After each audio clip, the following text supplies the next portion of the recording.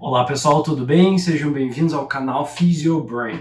Aqui é o professor Adriano e hoje eu vou falar sobre 12 fatores de risco para desenvolvimento de doença de Alzheimer e outras demências. Então fica comigo e não perde essas dicas. E aquilo que você já sabe, se inscreva no canal se você não é inscrito, curte o vídeo e compartilha com quem você acha que precisa saber dessas informações.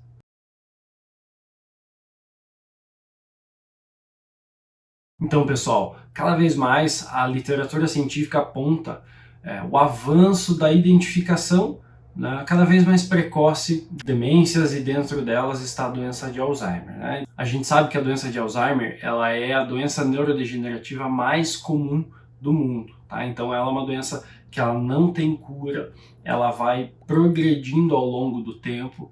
Tá? Então a pessoa vai piorando seus sintomas, vai ficando cada vez mais complicado a sua parte cognitiva e, consequentemente, a sua parte motora também. Tá? E a gente sabe que existem outras demências, né, que podem ter os seus sinais e sintomas semelhantes no final das contas, lá no final da progressão da doença, muito parecido com a doença de Alzheimer, né? Mas a doença de Alzheimer ela tem a sua característica um pouco mais peculiar, né? A questão do esquecimento, com poucas alterações motoras, ela mantém a memória lá do passado, mas ela esquece bastante, né, das novas memórias, tá? Então tudo isso vai criando uma característica bem específica.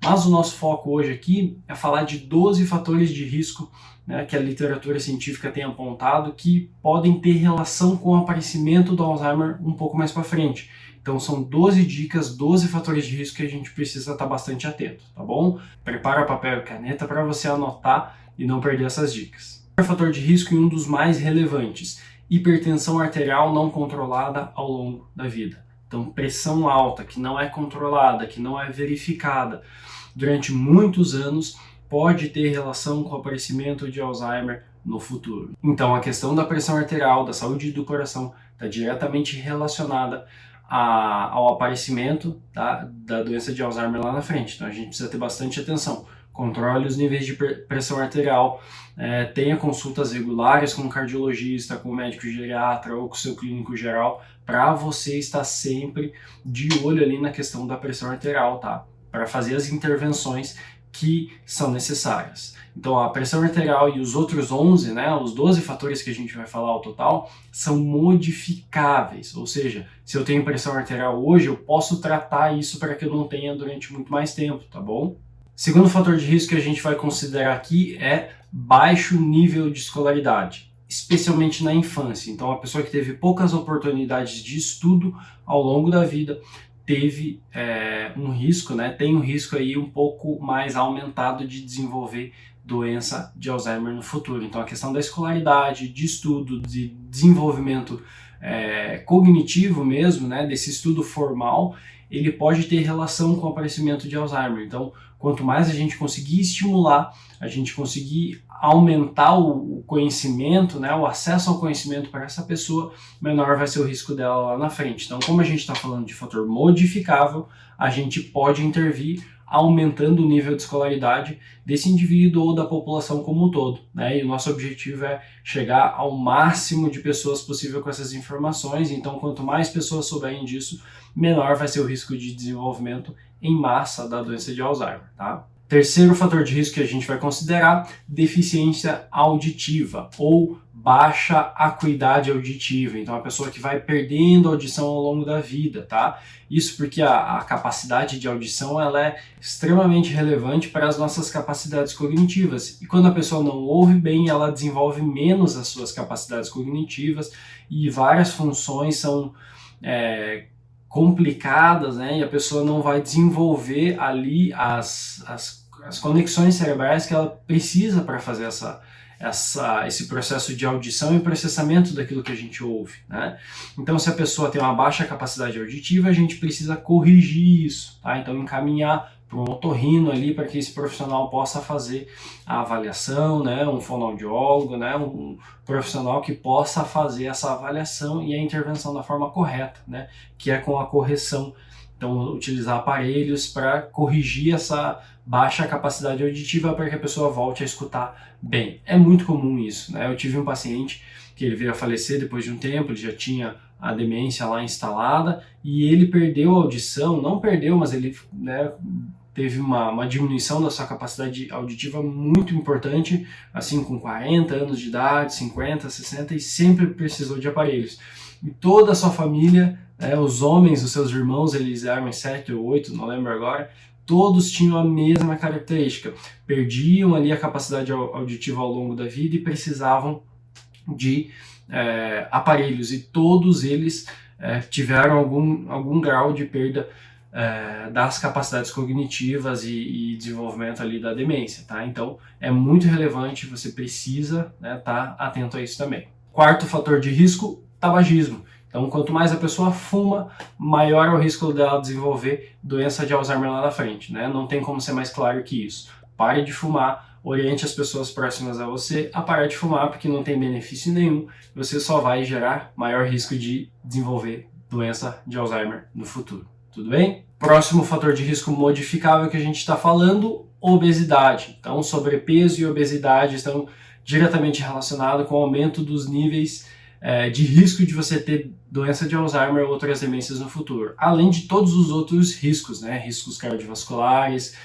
de outras doenças coronarianas, doenças cerebrais e várias outras complicações que decorrem da obesidade. Então, controle do peso corporal é essencial para prevenir Alzheimer no futuro.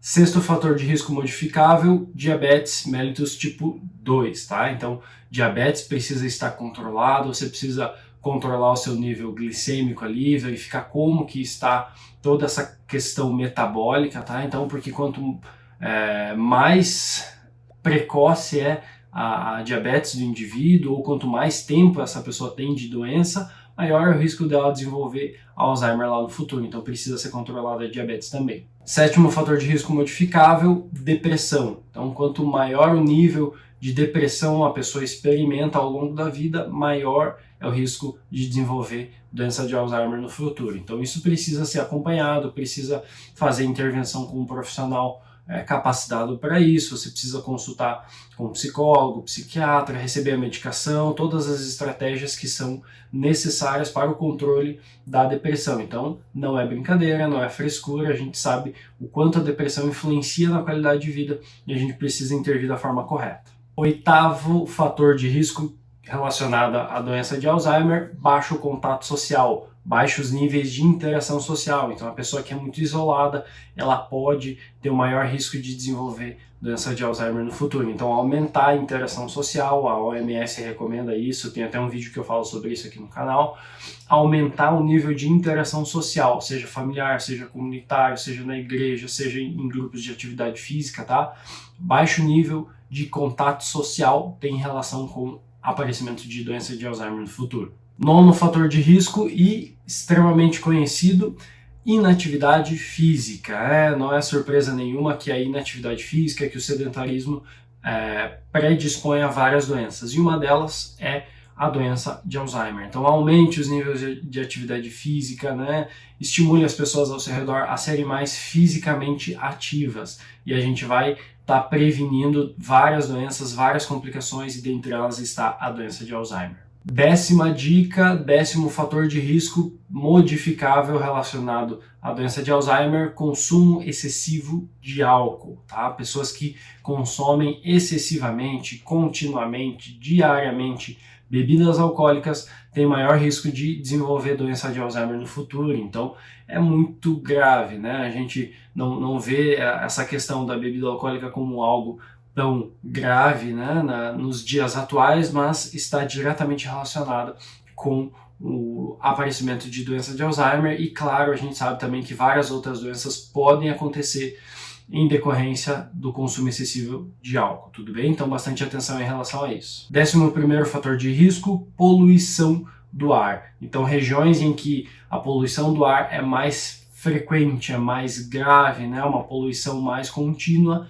as pessoas tendem a desenvolver mais doença de Alzheimer. Então, regiões que têm menores índices de poluição tendem a apresentar menores índices de doença de Alzheimer. Então, a gente precisa considerar bastante isso, né? Então, a questão ambiental da cidade e também do contexto em que a pessoa vive, se tem fábricas próximas, se tem locais em que fazem muita fumaça, né? A emissão de fumaça, a emissão né, de queimas constantes, tudo isso pode estar favorecendo o aparecimento de doença de Alzheimer. Então, altas poluições, né, tem o maior risco de desenvolver doença de Alzheimer. Então, baixas poluições têm relação com o menor aparecimento da doença de Alzheimer, tá bom? E o último fator de risco, lesões cerebrais traumáticas contínuas, né? Pessoas expostas constantemente a traumas na cabeça, seja atletas, né, de boxe, de lutas, pessoas que estiveram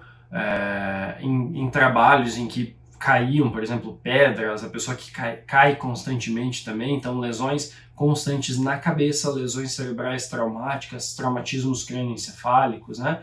Traumatismos cranianos constantes predispõem ao aparecimento de doença de Alzheimer e outras demências. Então a gente precisa estar bastante atento em relação a isso para evitar essas recidivas de pancadas na cabeça, para evitar o aparecimento de doença de Alzheimer, né? A gente tem visto aí vários ex-lutadores, agora que as pessoas estão envelhecendo, né? Vários ex-lutadores apresentando lesões cerebrais adquiridas, né? Então a gente precisa ter bastante cuidado em relação a isso e bastante atenção para a gente intervir da forma mais correta possível. Então era isso, 12 fatores de risco relacionados à doença de Alzheimer e outras demências que a gente precisa estar bastante atentos. A literatura científica avança e conforme novos fatores de risco vão sendo inseridos, a gente vai atualizando aqui no canal, vou postando novos vídeos para que a gente possa estar sempre trazendo a informação mais recente e a melhor informação possível. Se esse vídeo te ajudou e você aprendeu algo novo, curte aqui, se inscreva no canal se você não é inscrito ainda e compartilhe esse vídeo com o máximo de pessoas que você sabe que precisa saber dessas informações. Então é isso, pessoal, um abraço e nos vemos nos próximos vídeos.